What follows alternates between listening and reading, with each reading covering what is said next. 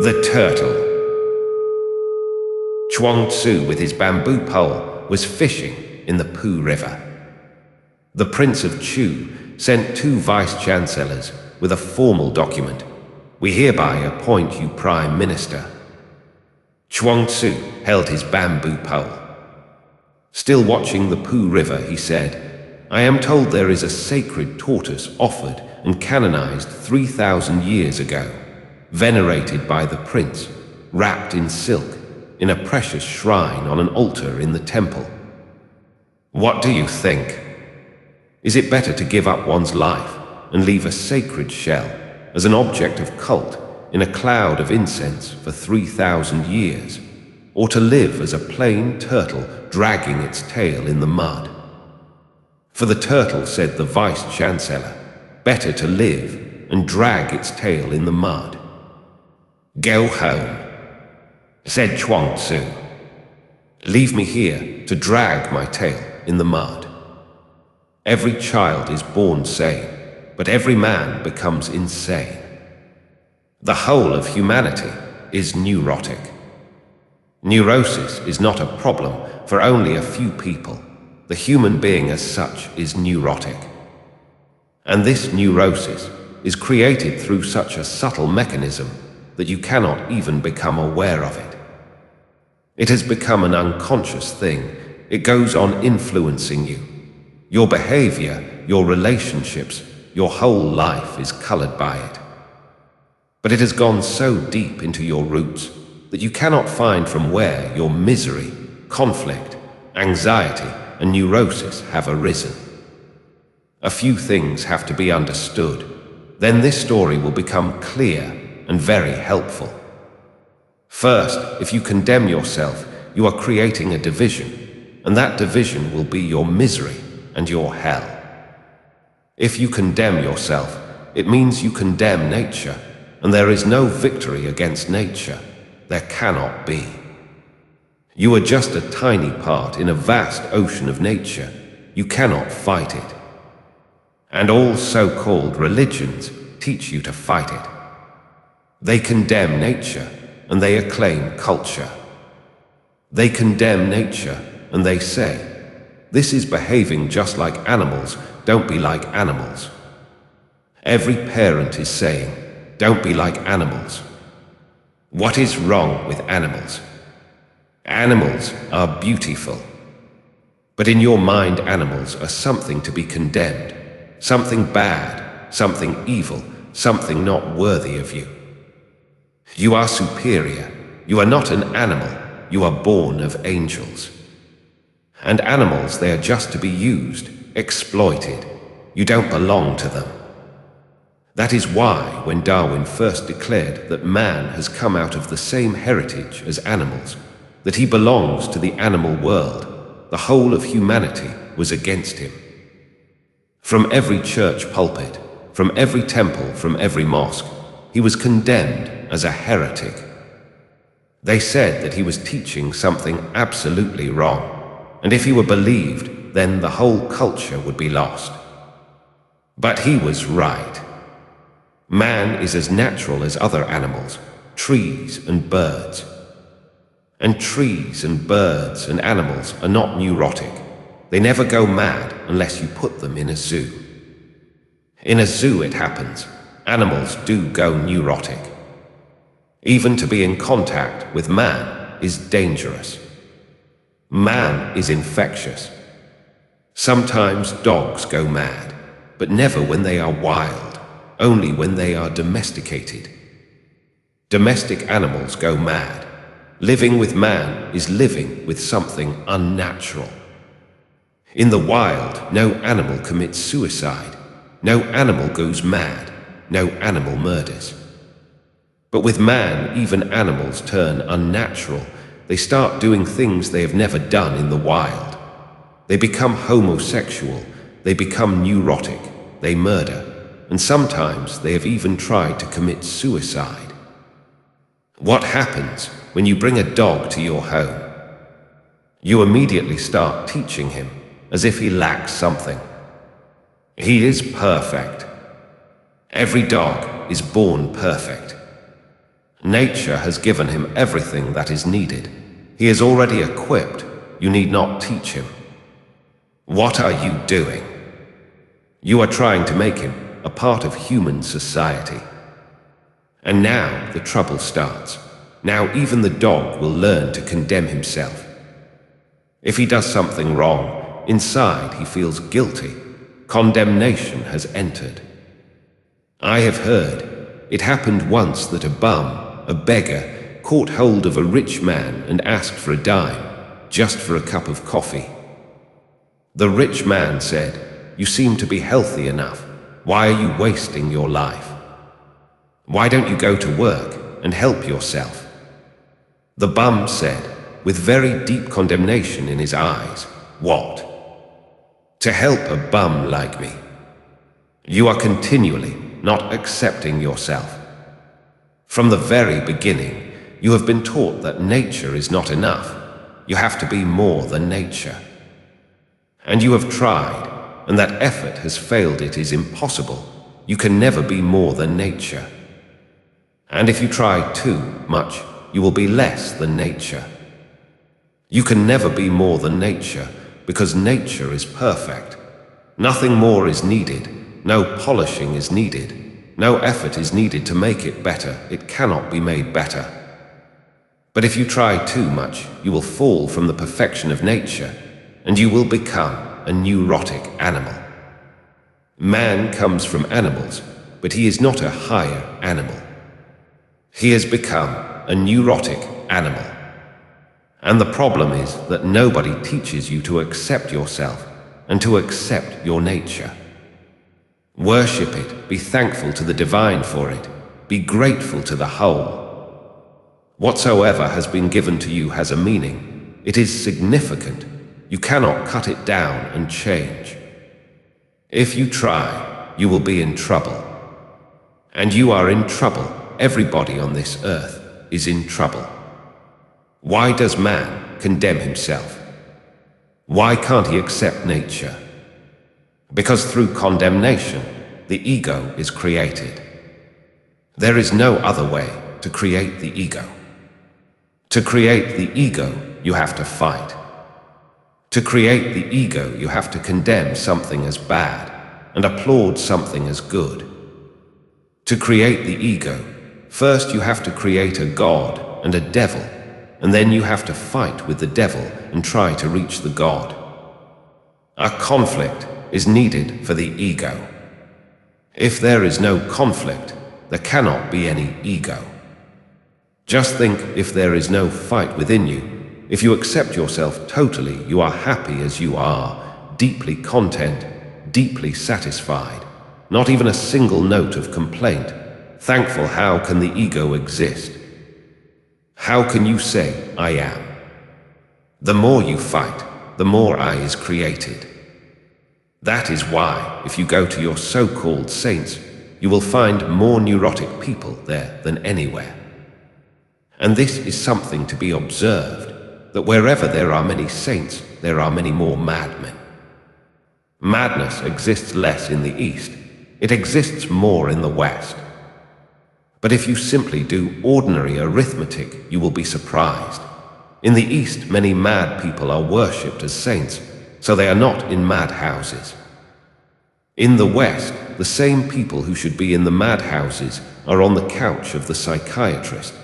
They are not thought to be mad, but they are, because ego is mad. Look at your saints. They have such subtle egos, refined, of course, polished, very cultivated, decorated, but they are there. If you fight with somebody else, you cannot have a very subtle ego, because with the other, the possibility of being defeated always exists.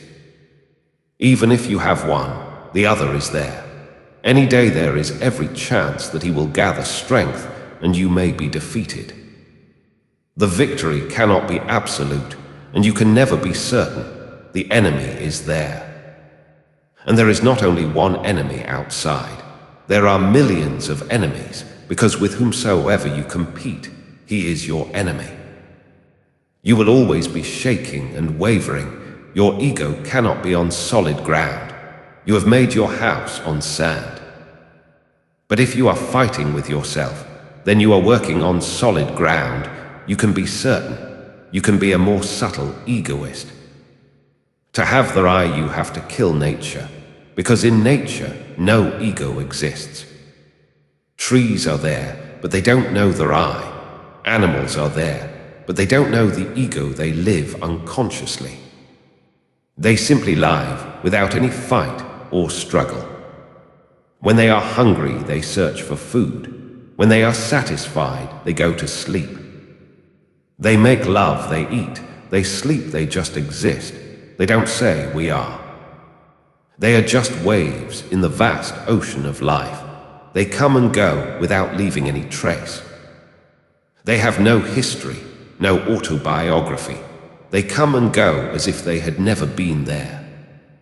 Lions have existed, elephants have existed, but they don't have any history.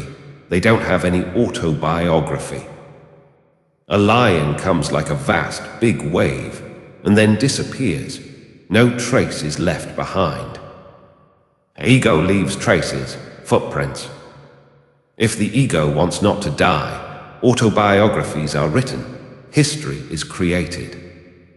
And then comes the whole foolishness neurosis.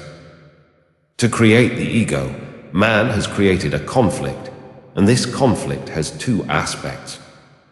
One aspect is with outer nature, that is how science is created. Science is a fight with nature outside, nature without.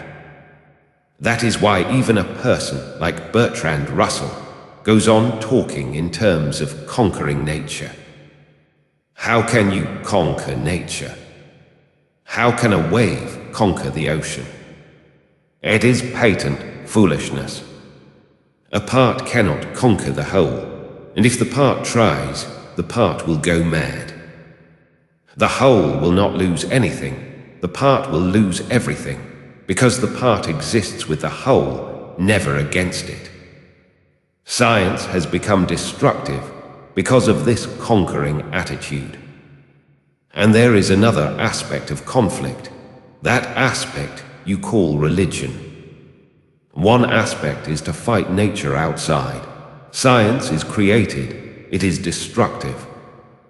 The ultimate goal can never be anything other than Hiroshima, and it will be reached, the whole earth will become a Hiroshima. Fighting leads to death, conflict ultimately leads to ultimate death. Science is leading towards that. Then there is the other conflict, the inner conflict, to fight with oneself. That is what you call religion, to conquer oneself. Again the fight, and it too is destructive. Science destroys nature from the outside, and so-called religion destroys nature from the inside. Zhuangzi is against both types of conflict. So-called science and so-called religion are not enemies. They are partners. They have a deep affinity. To understand Zhuangzi and Lao Tzu, to understand Tao, you will have to understand that they don't believe in fighting of any sort. They say, don't fight live. Just be in a let-go, so nature can penetrate you, and you can penetrate nature. They say, just be ordinary, don't try to be extraordinary. Don't try to be somebody, just be nobodies. You will enjoy more, because you will have more energy left. You will be full of energy. There is tremendous energy, but it is dissipated in fighting. You divide yourself and you fight from both sides, and the energy is dissipated. The same energy can become ecstatic if allowed to move in an inner harmony, not fighting. Acceptance, accepting whatsoever is the basis of Tao. Tao does not create any ought. Zhuangzi says, don't say to anybody that you ought to do this, you should do this, you ought not to be like this. Zhuangzi says these things are dangerous, they are poisonous. There is only one thing to be followed, and that is your nature. Wherever it leads, trust it. But we are afraid to follow nature, not because nature is bad, but because of the moral teachers, because of the poisoners of the very source of life. They have taught you so many things, so many oughts, that you cannot look directly at the is that which is. You always look for the ought. Even if you look at a rose, you immediately start to think how this rose ought to be. It could be a little more red, it could be a little bigger. You could inject chemicals into it, and it will become bigger. You could paint it, it will become more red, but you cannot accept it as it is. Small or big, red or not so red, it is there. Why not enjoy it at this very moment? First make it more red, make it bigger, and then you will enjoy it. You don't know that you are postponing, and the postponing becomes a habit. When it has become bigger, the same mind will say, still more is possible. And the same mind will go on postponing until death knocks at your door. Then you will be surprised. I have been wasting my whole life with oughts, and the is was there. And there is beautiful. There is the only religion for Zhuangzi. The conflict between is and ought is very foundational. If you can drop your ought, you may not be as respectable as you are right now. Because of your ought, people respect you. They say, this man is beautiful. He is never angry. He always smiles. And they don't know that those smiles are false, because a man who can never be angry cannot be truly smiling. This is the problem if he is not authentic in his anger. He cannot be authentic in his smile. Children are authentic. When they are angry, they are really angry. You look at them, their anger is beautiful. They become just like wild animals, jumping and screaming, their faces completely red. They are like lions. They would destroy the whole world at that moment. Their anger is true, and whatsoever is true is beautiful. Look at a child when he is angry. Just watch him and you will see a beautiful flowering, a flowering of strength, power, energy moving. And the next moment, the child is happy, smiling. Now the smile is also true. Now his smile is also beautiful. Whatsoever is natural is beautiful. But you say to the child, don't be angry, suppress your anger. This is not good. You are not supposed to be angry. But who is this, who is supposing these things? Is there any possibility to go beyond nature? Who are you? At the most, you can do this one thing, you can force him. A child is helpless. If you force him, he will have to follow you. He is weak. He depends on you because you can withdraw your love. He needs your love. He will have to follow you. When he feels angry, he will not express it. Now the anger will move into the blood, and because anger is chemical, his whole body will be poisoned. Expressed, it is a beautiful phenomenon. Suppressed, it is disease. Now when he smiles, this smile will carry that anger, that poison. Now it is in the blood. And you have suppressed so much that whenever you want to smile, something holds you back. Something is afraid in any sort of let go, because a smile is a let go. If you smile, just stand before a mirror and smile, you will see that behind your smile there is anger, there is sadness, there is lust. It is not pure. It cannot be, because the very source is poisoned. Nothing is pure. Not only are things in the market adulterated, you are adulterated. Then you cannot smile, and if you cannot smile, how can you kiss? Your kiss will be just poison. It will be poisonous. How can you love? How can you enjoy sheer being? No, you cannot do anything. Now you can only follow oughts, shoulds, and should nots. You are afraid to live. You go on postponing somewhere in the future you will live, and because of this postponing you have created heaven and hell. Heaven is your final postponement of everything that is worth living for. You say that in heaven there is eternal beauty. The eternal beauty is here and now, not in heaven. You say that in heaven love is pure and eternal. Love can be pure and eternal here and now. There is no need to wait for heaven. Wherever love is, it is eternal and pure, because for love time does not exist. Eternal does not mean permanent. Eternal means non-temporal. Eternal means there is no time. Even if a single moment of love is there, it is eternal.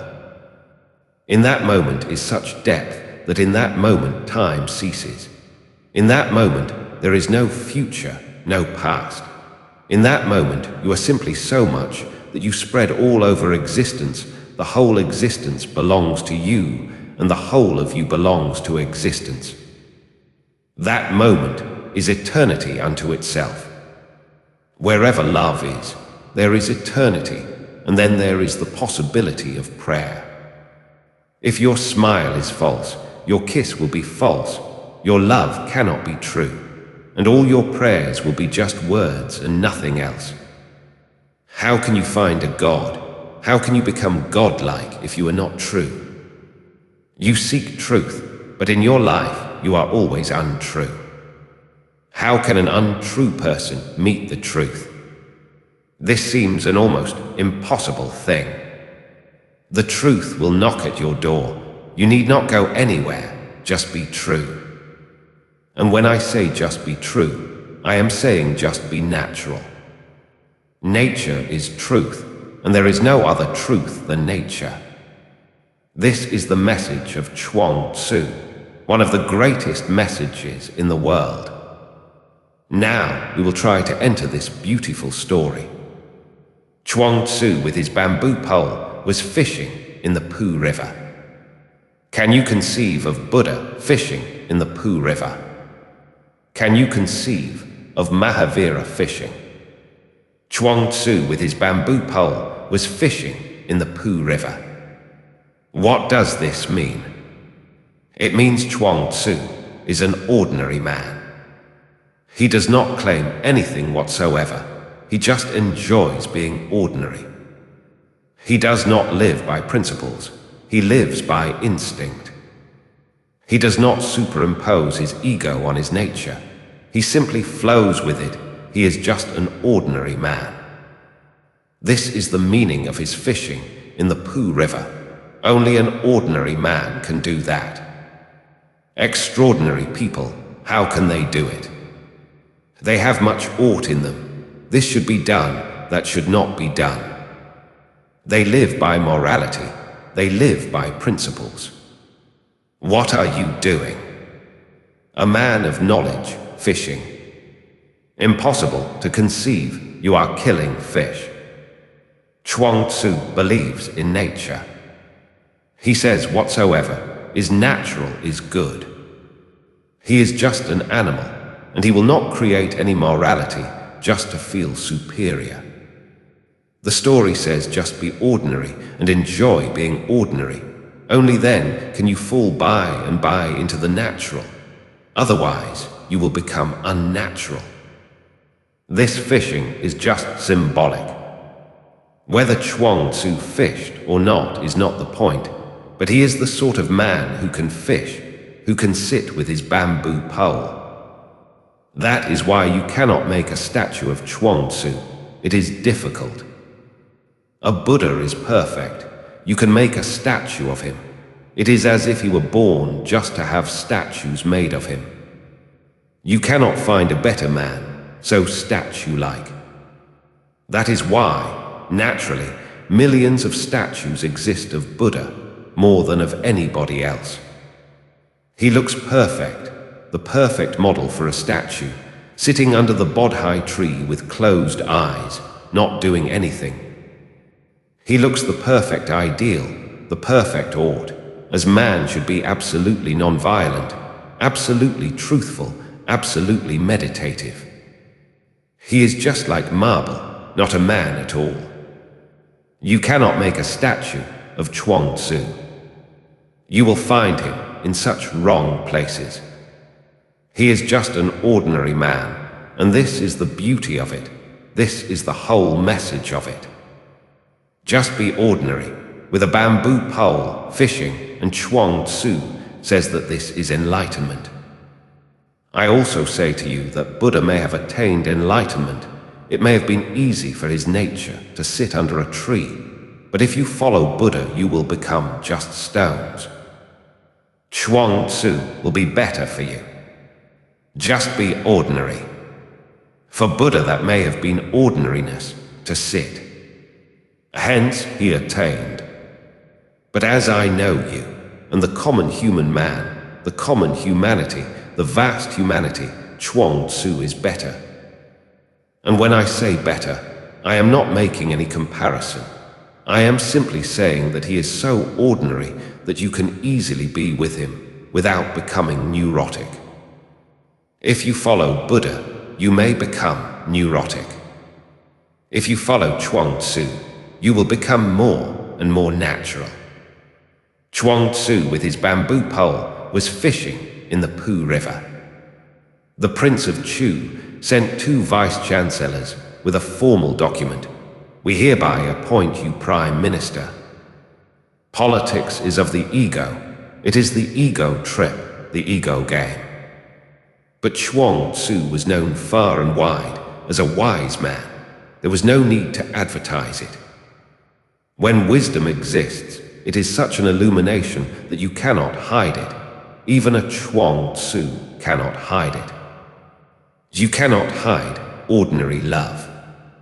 If a young man falls in love, or a young woman falls in love, you can tell just by their very walk that love has happened. You cannot hide it because every gesture changes, becomes illuminated, a new quality enters. You cannot hide it. How can you hide being in love with the whole existence? When prayer exists, how can you hide it? Even a Zhuangzi who says hide, it cannot hide it. It is impossible. People will suspect. How can you hide light? If your house is lit up, the neighbors will come to know because the light will show from your windows. No, you cannot hide it, but the effort to hide it is good. Why does Zhuangzi say hide it when the inner lamp is burning? He says it just to bring you from exactly the opposite pole, because you would like to advertise it. There are people whose light does not yet exist, whose flame is not yet there, whose house is dark, empty, but they would like to advertise that they have become wise. Ego would like to pretend, even about wisdom. Hence Zhuangzi says, don't say anything about what you are, who you are, just hide yourself. Those who have eyes, they will seek and follow you themselves. They will come to you. You need not go and knock at their doors. The very phenomenon will attract them, and seekers will follow you and seek you wherever you are. And those who are not seekers, don't bother about them, because their coming is of no use. They will just be a disturbance, and they will create hindrances for those who are seeking. Hide the fact. But still people will come to know. The prince must have come to know that Zhuangzi had become enlightened. The Prince of Chu sent 2 vice-chancellors with a formal document. We hereby appoint you Prime Minister. In the old days, Prime Ministers were not chosen by the vote of the people, because how can you choose by the vote of the people? How can people choose their leaders? They would like to, but they are not capable. Democracy is just a dream. It has not happened anywhere it cannot happen. And wherever it happens, it creates trouble. the medicine proves more dangerous than the disease itself. In the old days, a prime minister was not chosen by the people. A prime minister was appointed by the king, and the king had to seek out a wise man. A Brahmin had to be searched for, because a wise man would not stand in an election. He would not go knocking at doors to ask for votes, rather he would hide himself. Kings would go and seek, and wherever there was a wise man, he had to be brought to the world so the world could have the benefits. The prince must have come to know that Zhuangzi had become enlightened. He sent 2 messengers and appointed him as the prime minister. Zhuangzi held his bamboo pole. Nothing changed. The vice-chancellor was standing there with a formal document saying, "You are appointed prime minister." It was the greatest post, but Zhuangzi remained as he was. Zhuangzi held his bamboo pole, still watching the Pooh River. He didn't even look at those vice-chancellors. He didn't look at the document, as if it was not worth it. Still watching the Pooh River, he said, "I am told there is a sacred tortoise offered and canonized 3,000 years ago, venerated by the prince, wrapped in silk, in a precious shrine on an altar in the temple. That turtle is still there. The turtle is covered with gold and precious stones. In the forbidden city of Peking, the imperial city, which is not open to everybody, it is still there. Now it is almost 6,000 years old, a dead turtle, covered with gold and very precious stones, enshrined. It was worshipped by the prince himself. I asked Zhuangzi, what do you think? Is it better to give up one's life and leave a sacred shell as an object of cult in a cloud of incense for 3,000 years, or to live as a plain turtle dragging its tail in the mud? Zhuangzi asked, what is better, just to be a plain turtle and live, or to be dead, covered with gold, and to be worshipped? This is the problem with everybody, before everybody, and these are the 2 alternatives. People can worship you, but they cannot worship you if you are alive, because life is amoral. It is neither moral nor immoral. Life does not know any morality. It is amoral. Life knows no oughts. It simply lives from the unconscious. If you are simply alive, it is very difficult for anybody to worship you. If you simply live plainly, enjoying, you cannot expect incense to be burned around you and a temple to arise, and a cult, and a sect, and people to worship you for thousands of years. They worship a Jesus not because he was enlightened. They worship a Jesus because he was crucified. Just think about the story of Jesus. If the crucifixion had never happened, there would have been no Christianity. It is not because of Jesus that there is Christianity. It is because of the cross. That is why the cross has become the symbol of a Christian. Why the cross? The human mind, the neurotic mind, worships death, not life. The more dead you are, the more you can be worshipped.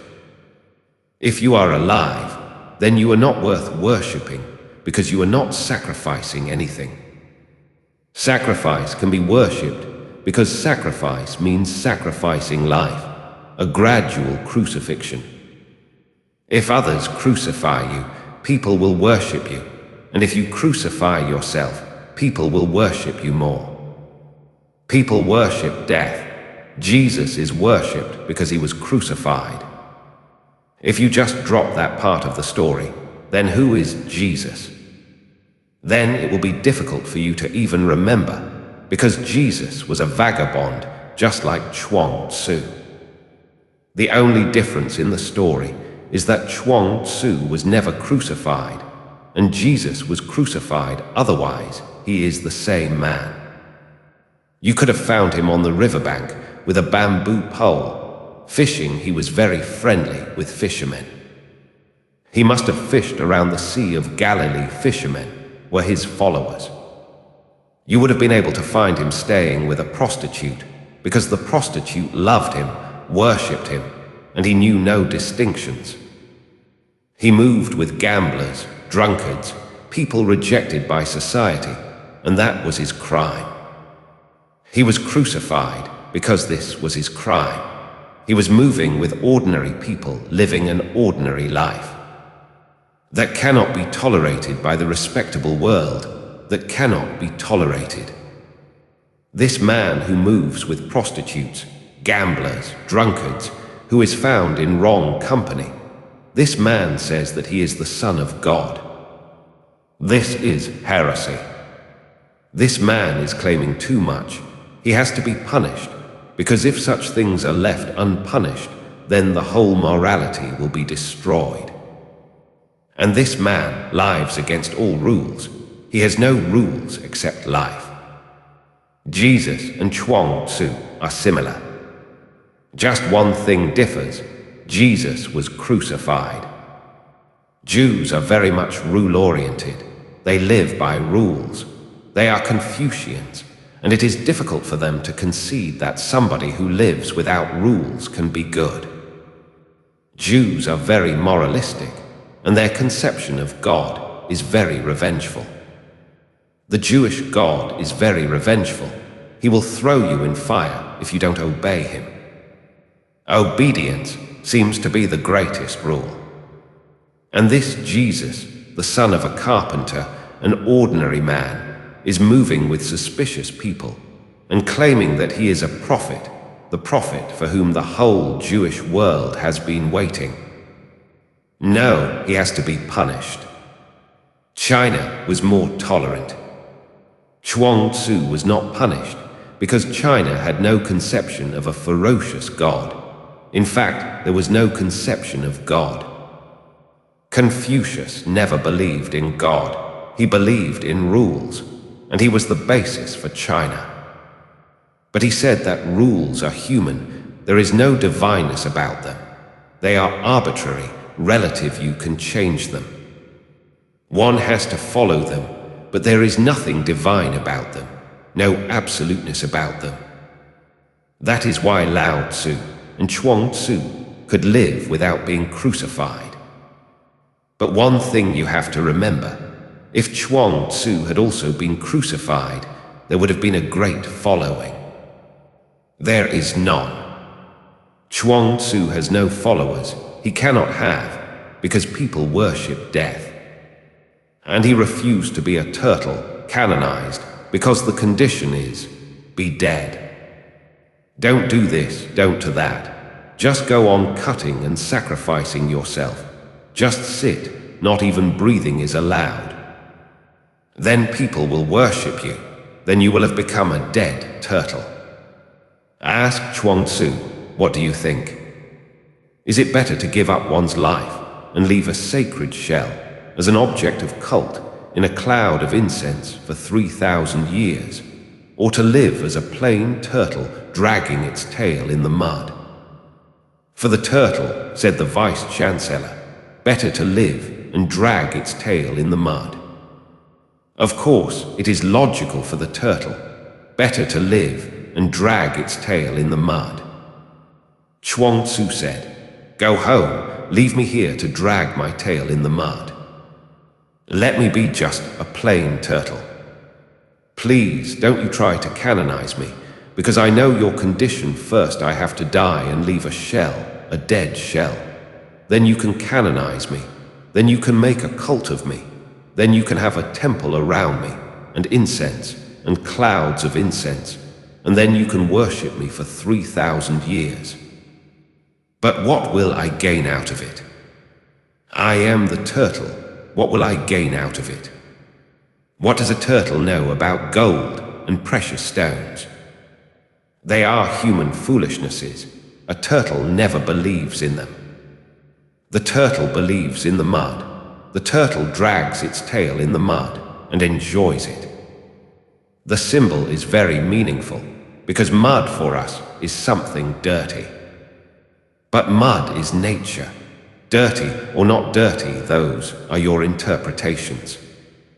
Mud is nature, and a turtle dragging its tail in the mud and playing the game for the time it lasts, enjoying the mud, is a good symbol. This is how a natural man should be, not condemning the mud, not saying this body is nothing, dirt unto dirt, dust unto dust.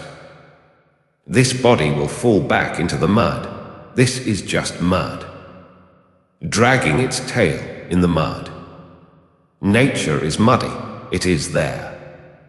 You are made of it, and you will dissolve into it. But if you want to be worshipped for thousands of years, then there is no problem.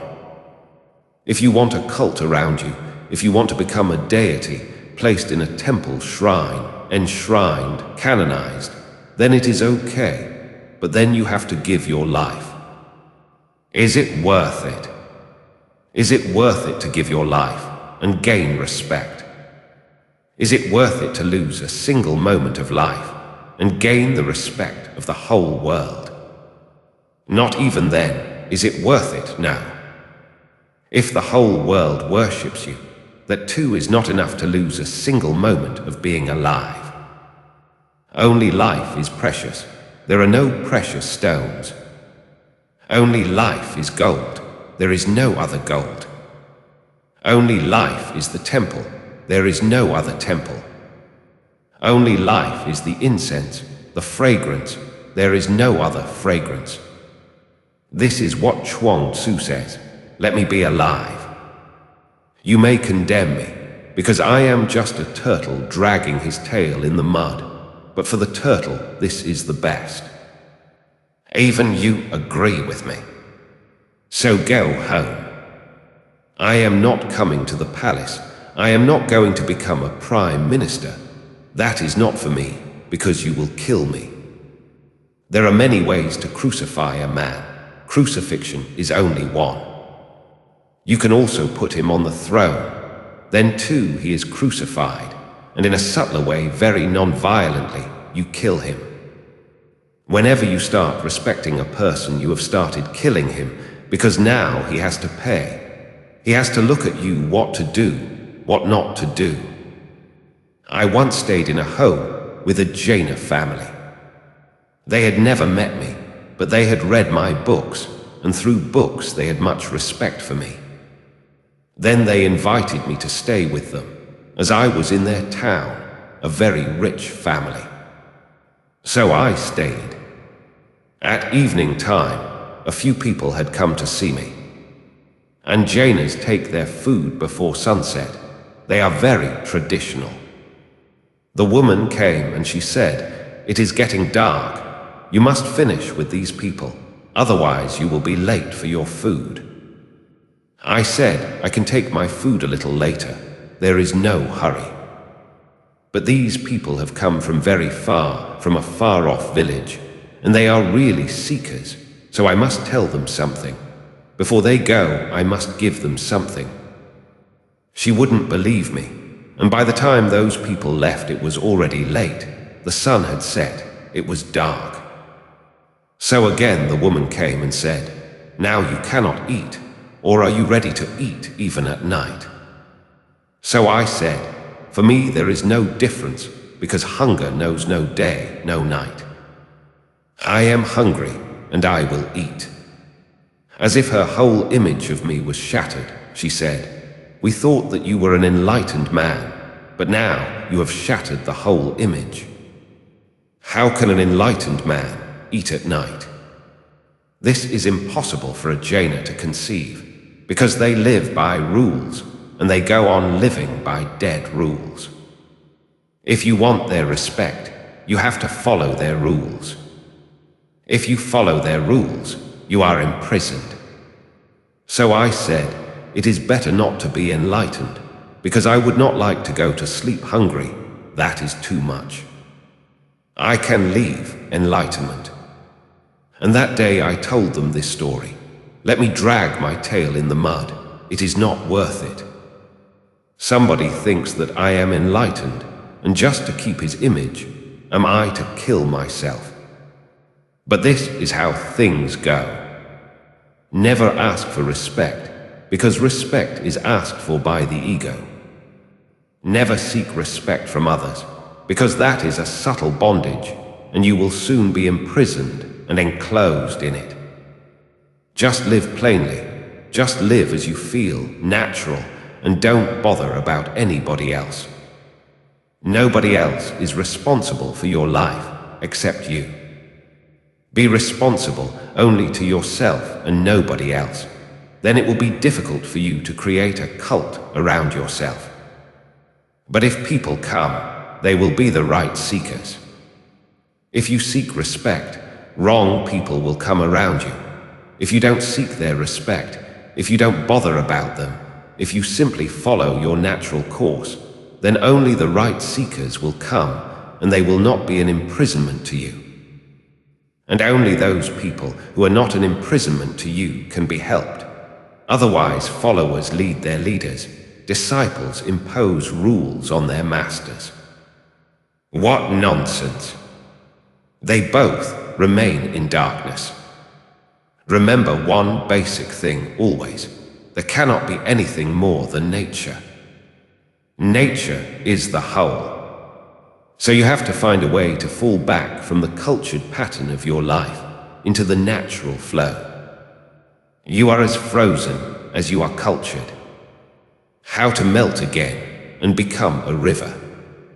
It is arduous, because frozen ice is worshipped, and the ego will say, "What are you doing?" Now nobody will respect you. Now you will not be a respectable person. What are you doing? The ego will say, "Just follow the rules. What is the harm?"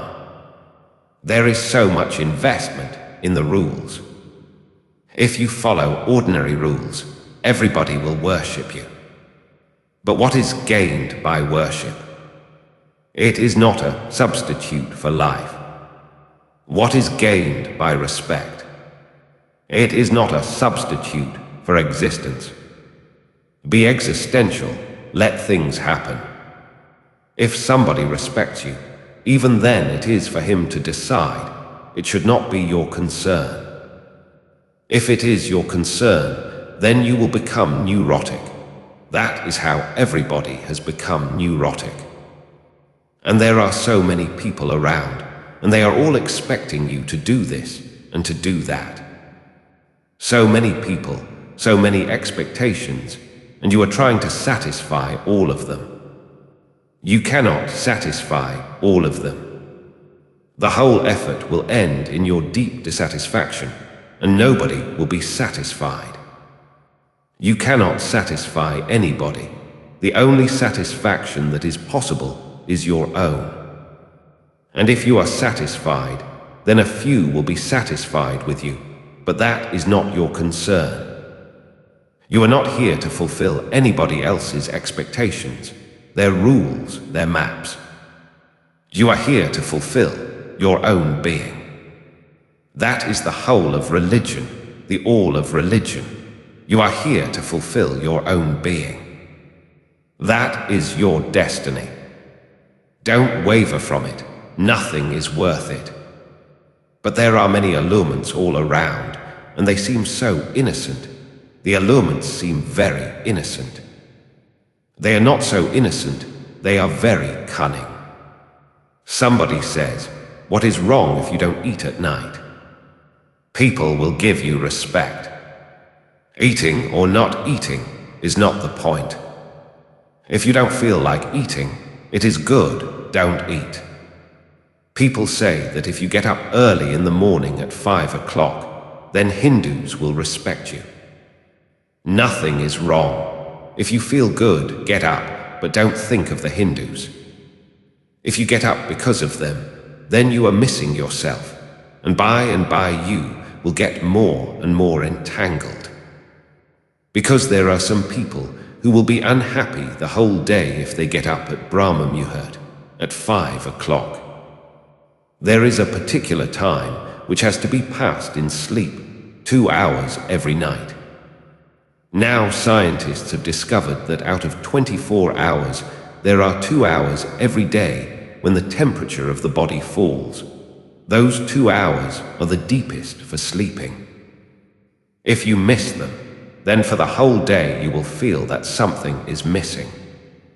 If you can sleep during those 2 hours, then there is no need to sleep for 5 or 7 hours.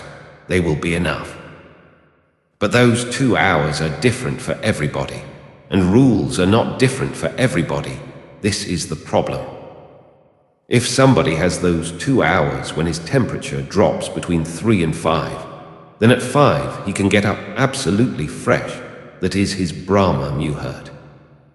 But somebody else who really falls asleep at 5, whose temperature falls between 5 and 7, if this man follows Hindus, his whole life will be lost. You have to seek your own, and it differs from individual to individual. Everything differs from individual to individual. There is no rule that you have to fix and fit into. You have to find your own rules. Just try to understand. Whatsoever gives you happiness and blessings and peace and silence, seek in that way. More will be coming soon. And that is the criterion. If you are happy, I say you are a religious man, although you may not be going to the temple. If you are unhappy, and you go continuously to the temple, I don't call you a religious man. If you are happy, blissful, if your whole being exudes ecstasy and peace, at homeness in existence, you are a religious man, whether you believe in God or not. Those are just words, don't bother about them. Find your peace, find your mud where you can drag your tail and be alive. That is your temple. Nobody else's temple will suit you, cannot suit you, because every temple was made by somebody for somebody. Buddha lived in his own way, then a temple was born. Then thousands followed, and they started living like Buddha. They missed their goal. Buddha never followed anybody. His way was his own. He was happy, then it is okay. But you will be unhappy following him. Don't follow anybody, otherwise you will be unhappy. And you are unhappy enough because you have been following your father and mother, teachers, religion. You have been following so many, and all those voices are different, contradictory, inconsistent. You are being pulled in all directions. How can you be together? You are a disintegrated phenomenon. A crowd, one part going to the east, another part going to the west. The lower body has gone to the south, the upper body has gone to the Himalayas, north. You are a disintegrated phenomenon, not together. Be together. And I tell you, if you remain together, if you don't listen to anybody, if you only listen to your own voice, even if you have to err sometimes, even if you go wrong sometimes, don't bother. You will go wrong because you have become accustomed to following others so much that you have lost your inner voice. You don't know what the inner voice is. Many voices are there, and they are all from others. Sometimes the mother speaks, do this. Sometimes the father speaks, don't do this. Sometimes somebody else, a Buddha, a Jesus, a Christ, a Zhuangzi, drop all those voices. Meditation is a deep listening, listening to the inner voice. As you become silent, voices cease. Zhuangzi goes to his home, Buddha goes to his home. Jesus is no longer there. Your father and your mother are really gone. Everybody goes, only you are left, alone in your emptiness. Then your nature asserts itself, and that is a flowering. As a seed breaks and comes out, sprouting, so your inner voice comes out, sprouting. And then follow it. Wherever it leads, follow it. Don't listen to anybody. That is your way to God. And all that a master can do is to bring you to your inner voice. The master should not become the substitute. Otherwise, you will become even more crowded than you were before. Don't make me your voice. I am not your enemy. Don't listen to me. Only this much is enough, that you go deep within yourself and listen to your own voice. If I can help you towards that, then I am a master to you. Otherwise, I am an enemy. And once you have started listening to your own voice, I am not needed, you can discard me. Just as there is a third eye, there is a third ear. It is not talked about in the scriptures. There is a third ear, and as the third eye will give you glimpses of your being, so the third ear gives you glimpses of your inner voice. When these two outer ears stop functioning when you are not listening to anybody, you have become completely deaf. No voice penetrates, and you have thrown all the voices from the inside outside. When you have thrown all the rubbish out, you are just empty. Settling within you will feel the voice. It is always there. Every child is born with it. Every tree is born with it. Every bird lives with it. Even a turtle is born with it. And you cannot confuse a turtle. You cannot convince him by saying, "Come and be dead, and we will enshrine you." The turtle will also say, "Go home. Leave me here to drag my tail in the mud." Once you can feel your voice, then no rules are needed. You have become a rule unto yourself. And the clearer the voice, the more your steps fall in the right direction. It becomes a progressively stronger and stronger force. Every step leads nearer to your destiny, and you feel more at ease. You will feel a deep contentment that nothing is wrong, and you can bless, and you can be blessed by all. Religion is rebellion. Rebellion against the others, rebellion against the well-wishers, rebellion against the do-gooders. It is the greatest rebellion, because you are alone, nobody else is there, and you have to travel the path alone. It is the rebellion of the individual against the crowd. The crowd is very, very powerful. It can crush you. It has already crushed you. You are crippled and crushed. You are almost dead. To leave you alive is dangerous for the crowd, because then you will follow your own path, and the crowd has its own path. It wants you to follow it. The crowd wants you to become a clerk in a post office, a teacher in a primary school, a nurse in a hospital, and your inner voice may not be ready for it. Your inner voice may be moving you to become a poet, or a dancer, or a singer.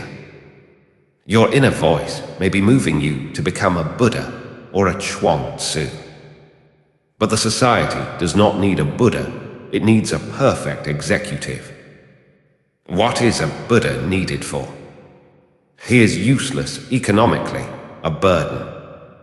Once it happened that Mullah Nasruddin went to a psychiatrist wearing a beret, a smock, a flowing beard. The psychiatrist asked, "Are you an artist?" Nasruddin said, "No, not at all." The psychiatrist said, "Then why this beret, smock and beard?" Nasruddin said, "That's what I am here to inquire. Why? I never wanted it. This is my father. He wanted me to be a painter, a great artist. That is why I am here, to inquire. You are in such bad shape, because so many people have wanted so many things of you. If you fulfill them, you will remain unfulfilled, because nobody can expect the thing that you are here for that you have to search. It is an inner inquiry. That is the soul. You may call it God, you may call it truth. Names differ, but the real thing is to find the authentic destiny that you are here for. Otherwise, one day or other, you will have to go to the psychiatrist and ask. And everybody is getting nearer the door of the psychiatrist. Even the psychiatrist himself is in bad shape, because he goes to some other psychiatrist for his own analysis, they do each other's psychoanalysis. And this is really something. More psychiatrists commit suicide than anybody else, twice as many as any other profession. Twice as many as in any other profession go mad, and they are here meaning to help others. Everybody is in bad shape because nobody has listened to his authentic being. Listen to it, and don't listen to anybody else. It is going to be arduous. You will have to lose much. Many investments will be lost. This is what I mean by sannyas. It is a renunciation of false investments. It is a renunciation of others and their wishes and their expectations. And it is a decision to be authentically oneself.